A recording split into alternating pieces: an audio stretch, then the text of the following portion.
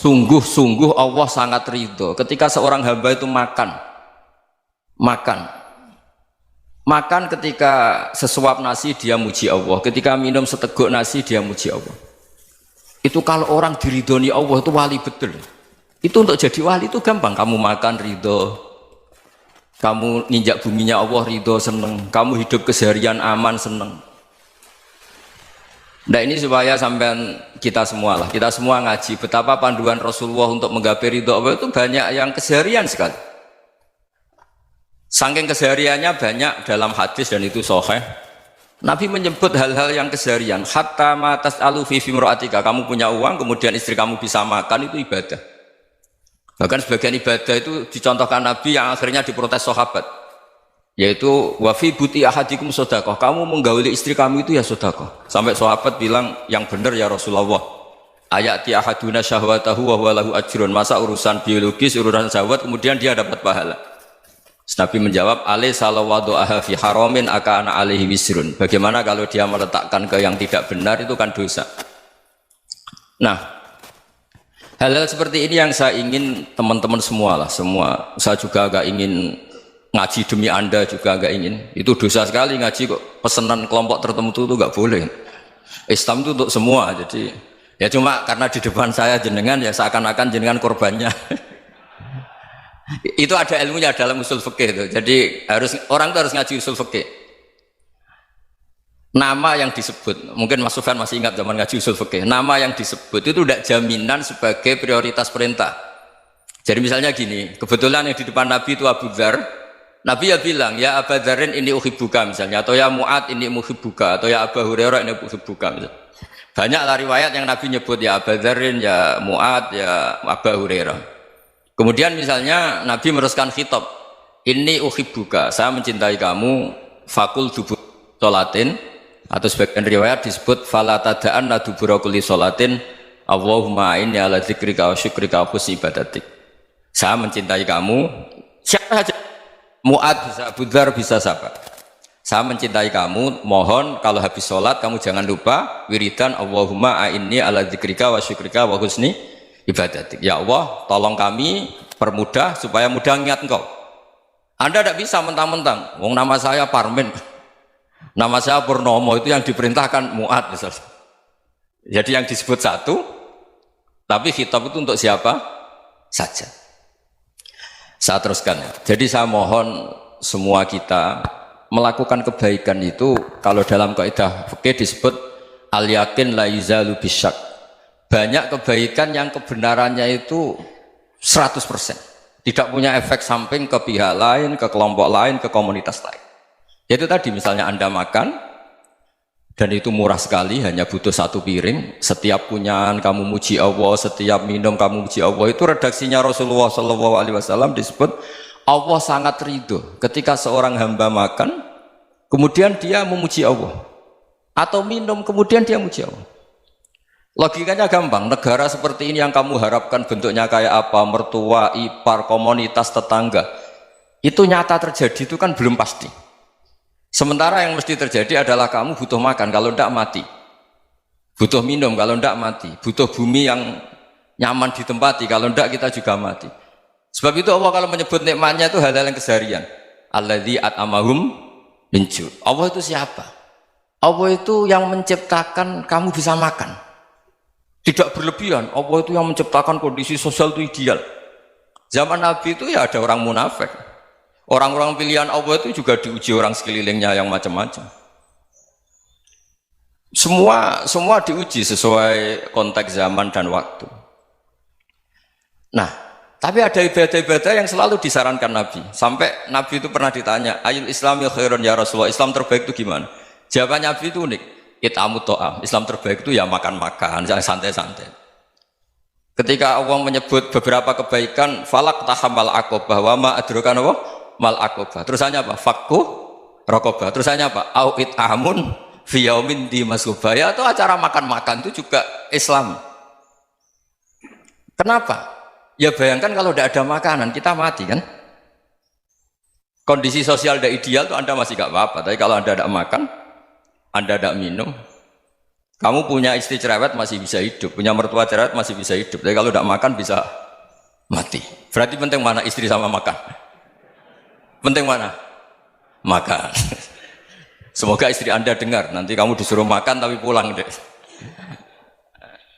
Itu kalau dibahasakan makan masih memahami. Penting mana nasi satu piring dengan istri. Nggak ada nasi mati, nggak ada istri belum mati. Penting mana? Ya, gak berani jawab kan? Nah, ternyata Anda ada garang kan di depan istri. Jadi saya mohonlah, mungkin Mas Sufyan Sauri tadi yang bisa bantulah teman-teman tuh ngaji yang keseharian saja. Karena kita nyari ridha Allah itu berdasar firman Allah, dan firman Allah itu menyebut keseharian tuh riang gampang. Yaitu tadi misalnya wa min ayatihi manamukum bil laili wan nahar. Termasuk ayat-ayat Allah itu kamu tidur. Maka dulu itu ada guyonan, ada tokoh Mu'tazilah, kelompok dalam Islam yang berpikir manusia itu bisa menentukan ikhtiarnya sendiri. Karena saya bisa duduk, ingin berdiri, berdiri. Karena kelompok ini nggak terima kalau semua kehendak Allah, nanti bagaimana kalau semua kehendak Allah kok ada hisab ya, ada sanksi. Lucunya itu dia akhirnya, ini cerita ya, mencintai seorang perempuan, cantik sekali. Dan itu dia menjadi ahli sunnah itu oleh hal-hal yang sepele. Karena istrinya cantik, ya namanya suami istri hubungan intim. Terus ditanya, Mas, masih ingin lagi? Masih. Silahkan diulang lagi. Wah ya tidak bisa. Katanya manusia bisa menentukan yang diinginkan. Itu tobat itu. Itu nggak bisa ditobatkan Mas Sufyan Ats-Tsauri. Orang cantik yang mudah nobatkan orang itu orang cantik. Segampang itu. Akhirnya kita tahu, makanya kalau dalam kitab Hikam itu disebut al-aqil mayyakul madza yaf'alu wa hubi wal ghafil mayyakul madza af'al. Orang yang punya akal karena sadar ini wilayah Allah, semua milik Tuhan, itu dia tiap hari berpikir besok Allah akan melakukan apa terhadap dunia ini. Kamu merencanakan suatu mau plesir ternyata gempa, mau wisata ke Rusia ternyata perang. Kamu tidak pernah tahu apa yang akan terjadi besok. Wa ma tadri nafsum madza taksibu ghadan. Tapi anda semua kita ini sering punya jadwal permanen. Makanya saya kalau diundang siapa saja, sana takdir. Yang jelas Gus ini acara penting. Ya masih acara penting nak pangeran ngersakno piye? Kok ape dadi pangeran? Kamu kok mau jadi Tuhan? Itu kadang ya kiai. Penting Gus acara ini jenengan harus memastikan bisa. Loh kamu itu yang ngajarin tauhid, sesuatu itu biadillah kok bilang-bilang apa pasti. Kalau maksa terus tak tobatkan kamu kata saya itu. Ya kalau gitu Gus bilang insya Allah. Wah itu hati saya, fisik saya, roh saya sudah bilang insya Allah. Tidak usah kamu latih kata saya. Nah hal-hal tauhid keseharian itu gampang sebetulnya. Wal ghafil yaqulu madza af'al. Tapi orang yang lupa Allah dia setiap hari bilang besok apa? Kita bisa melakukan apa? Seakan-akan dia itu aktor, dia penting, dia subjek permanen, dia. Padahal kita ini hanya objek kehendak Allah Subhanahu wa taala. Karena kita yakin sesuatu yang terjadi di alam raya ini kita tidak bisa apa-apa. Makanya saya sering ngaji, sering bilang saya, ketika Anda mensifati Allah, dia yang menghidupkan. Sudah itu tanamkan, sehingga ketika kita mati, santai saja. Kenapa santai? Allah punya cara menghidupkan kita. Zaman kita hidup juga gak tahu caranya ngelola jantung, ngelola paru-paru. Kamu juga gak tahu ngelola oksigen yang tidak beracun, tidak ngandung polusi. Tahu-tahu hidup. Gak ingin tua ya tahu-tahu tua, gak ingin mati tahu-tahu mati. Selama ini kita hidup juga gak tahu apa-apa sebetulnya. Hanya gaya tok, punya jadwal, punya planning.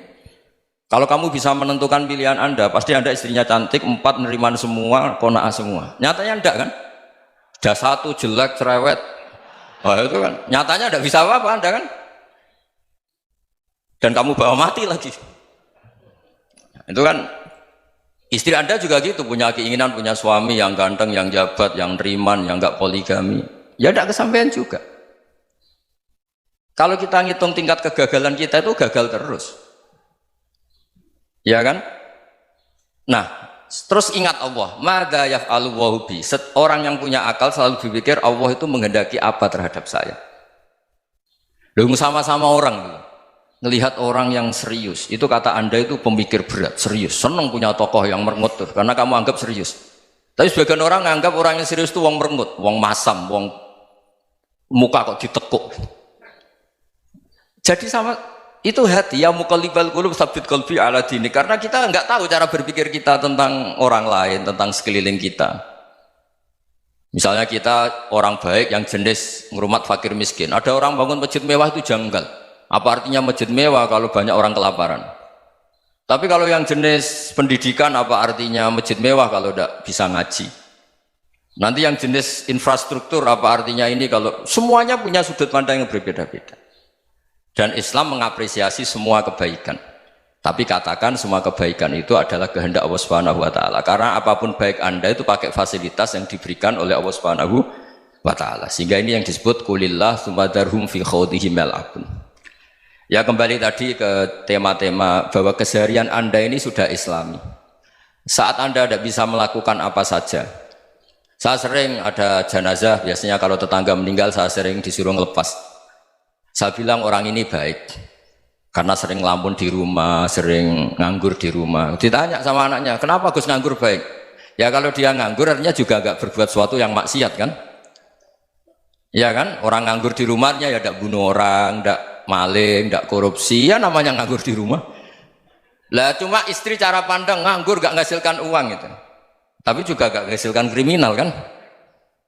Jadi sebenarnya Islam itu cara, makanya kalau sampai ngaji usul fikih itu ada kitab usul fikih namanya Lubul Usul, itu terkenal sekali di pesantren itu. Itu kalau ngapresiasi keseharian itu luar biasa. Izma min mubahin illa wa yatahaqqaqu bihi tarku haramimma. Karena keseharian yang mubah saat Anda lakukan itu ada kehebatan yang luar biasa, yaitu meninggalkan haram.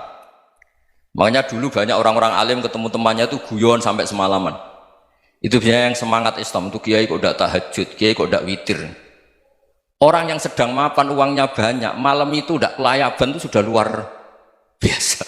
Melawan nafsu supaya tidak maksiat itu sudah luar biasa. Supaya lupa guyon sama temannya semalaman sampai subuh. Gejlok-gejlokan mengenang zaman miskin, zaman kuliah nggak jelas, zaman apa. Melihatnya jangan tarkut tahajud. Seperti ini meninggalkan tahajud, tapi meninggalkannya ini talkul muharramat.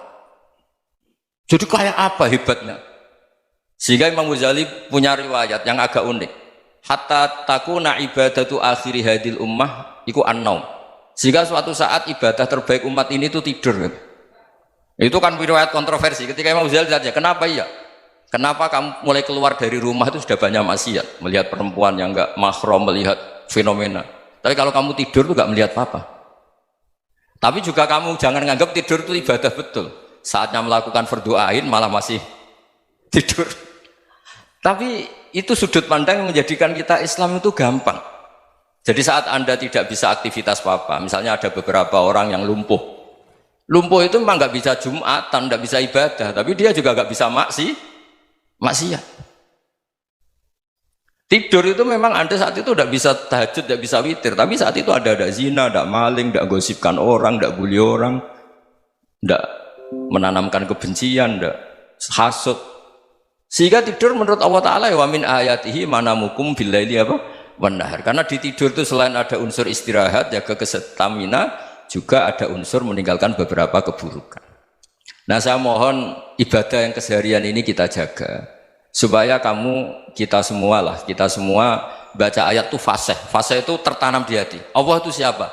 Alladzi at'amahum min ju'i wa amanahum min khauf. Dan Allah kalau cerita di Quran itu anna sababnal ma'a sabba tsumma syaqaqnal ardha wa syaqqa fa ambatna fiha habba wa inaba wa qadba wa zaituna wa nakhla wa hada'iqa hulba. Kamu tahu saya ini siapa, kata Allah? Saya ini adalah Tuhan yang menurunkan air, kemudian ada tanaman banyak, habba wa inaba wa qadba, ada zaitun, ada tin, kalau orang Jawa mungkin ada tela, ada padi, ada mangga, ada pisang. Sudah. Wa inaba wa zaituna wa nakhla wa hada'iqa hulba, ada perkebunan yang lebat. Tujuannya apa? Mata Allahkum, silahkan kamu pakai, kamu nikmati. Tapi karena kadang kita ini punya ide-ide besar. Tadi untuk syukur saja nunggu punya istri riman, rumah baik, tetangga baik, komunitas baik, semuanya baik baru syukur. Lama-lama nanti ada di surga, syukurnya nunggu surga paling kelas A. Itu sudah ada yang menghuni Rasulullah, kamu nggak boleh di situ. Masa untuk syukur saja? Repotnya Masya Allah. Jadi mohonlah Quran yang kalau Anda hafalkan juz amma itu kan ada ayat-ayat yang kayak tadi. Ya, fal yang dzuril insanu ila ta'ami. Coba lihat Apa yang kamu makan ya? Dari mana? Dan untuk mempertahankan hidup kamu keseharian. Jadi jangan kira ibadah itu harus membentuk komunitas yang versi Anda. Ibadah itu harus hal yang mulu-mulu. Kesehariannya Anda alami. Loh, ini saya tidak bikin-bikin. Saya ngaji bukan karena berdasar pesanan. Itu ayat yang saya bacakan betul ada ayatnya kan. Fal yang dzuril insanu ila tu'ami anna sobabnal ma'a sobba thumma syaqaqnal ardo syaqqa fa ambasna fiha habba wa inaba wa qadba wa zaituna wa nakhla wa hada'iqa ghulba. Terusannya apa? Mata'al lakum, silakan kamu nikmati. Mata itu silakan kamu nikmati. Ya kayak sampean dikasih hidangan ya makan. Ya sudah makan, habis makan ya minum, habis itu ngantuk ya tidur. Ya sudah normal-normal saja. Kayak apa indahnya Islam? Tapi Anda mencari Islam yang gimana lagi? Nah itu yang diajarkan guru-guru kita, diajarkan sanad kita sampai Wali Songo, sampai Rasulullah SAW. Bahwa pada akhirnya ada jihad, ada perang. Itu dulu memang perang, bukan membunuh, beda. Dulu kita dijajah Belanda ya perang, dan itu normal karena kita dijajah. Jadi ketika orang lain ingin baik sama kita, wa in ahadum minal musyrikin astajaruka ya fajirhu hatta yasma'a kalam Allah. Kalau mereka ingin baik ya kita baik. Makanya ada istilah mustakman, mu'ahad. Kalau mereka ingin damai, berdampingan dengan kemajmukan ya itu yang lebih baik. Karena memang Islam menghormati proses perdamaian.